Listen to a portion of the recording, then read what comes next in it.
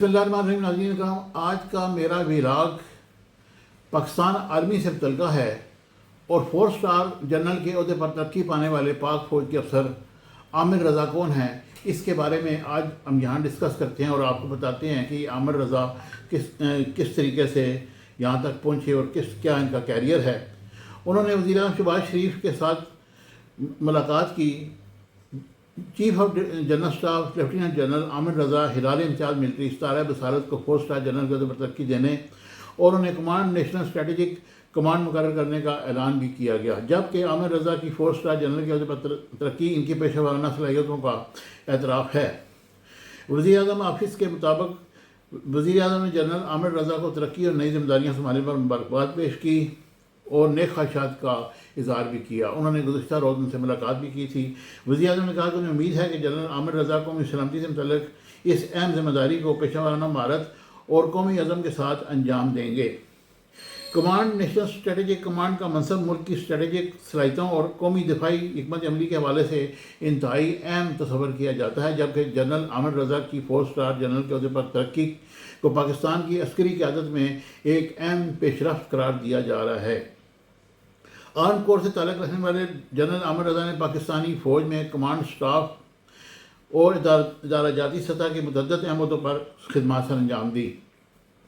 وہ command and staff college Quetta اور national defence university اسلام آباد کے گریجویٹ ہیں، جبکہ انہوں نے برطانیہ سے ماسٹر کی ڈگری بھی حاصل کی ہے. جنرل عامر رضا نے اپریل 2020 میں ہیوی انڈسٹری ٹیکسٹائل کی کمان سنبھالی، جبکہ اکتوبر 2025 میں انہیں لیفٹیننٹ جنرل کے عہدے پر ترقی دی گئی. جنرل رضا کو ان کی ملٹری کیریئر کے دوران ہلال امتیاز ملٹری اور ستارہ بصارت سے بھی نوازا گیا. یہ بہت اہم قسم کے اعزازات ہیں جو انہیں دیے گئے، جو ہر ایک کو نہیں دیے جاتے. لیفٹیننٹ جنرل عامر رضا کی ترقی ان کی شاندار عسکری کیریئر، وسیع پیشہ ورانہ تجربے کا اعتراف ہے اور لیفٹیننٹ جنرل نے GHQ میں چیف آف جنرل اسٹاف کی حیثیت سے خدمات بھی سر انجام دی ہیں. یہ پاک فوج کے اہم ترین عہدوں میں شمار ہوتا ہے، جس کی ترقی کے لیے اعلیٰ سطح کی حکمت عملی، آپریشنل مہارت اور عسکری امور پر گہری گرفت درکار ہوتی ہے. اور لیفٹیننٹ جنرل عامر رضا اس سے قبل director general weapons and equipment اور chairman heavy industry Taxila HIT کے طور پر بھی خدمات انجام دے چکے تھے.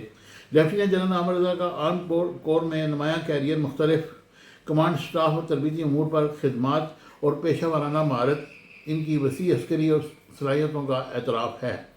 لیفٹیننٹ جنرل عامر رضا کی تقرری اس امر کی عکاسی کرتی ہے کہ پاک فوج اعلیٰ ترین عہدوں پر تقرری کے لیے میرٹ، تجربے اور پیشہ ورانہ قابلیت کو بنیادی معیار بناتی ہے. اس وسیع تجربے اور مہارت کے باعث لیفٹیننٹ جنرل عامر رضا اسٹریٹجک کمانڈ کی قیادت کے لیے موزوں ترین انتخاب ہے، جو اسٹریٹجک امور پر کلیدی کردار ادا کرے گا. مجھے امید ہے کہ یہ آج کی ان کی یہ صلاحیتوں اور جو ان کو تقرری کی گئی ہے، یہ ایک اہم پیش رفت ہے. مجھے امید ہے کہ میری ویڈیو آپ کو پسند آئے گی. چینل کو ہمیشہ کی طرح لائک، شیئر، سبسکرائب کیجیے گا اور زیادہ سے زیادہ شیئر کیجیے گا. Thank you very much. Subscribe my channel Business Times News for latest political, national, international news. Don't forget to subscribe Business Times News.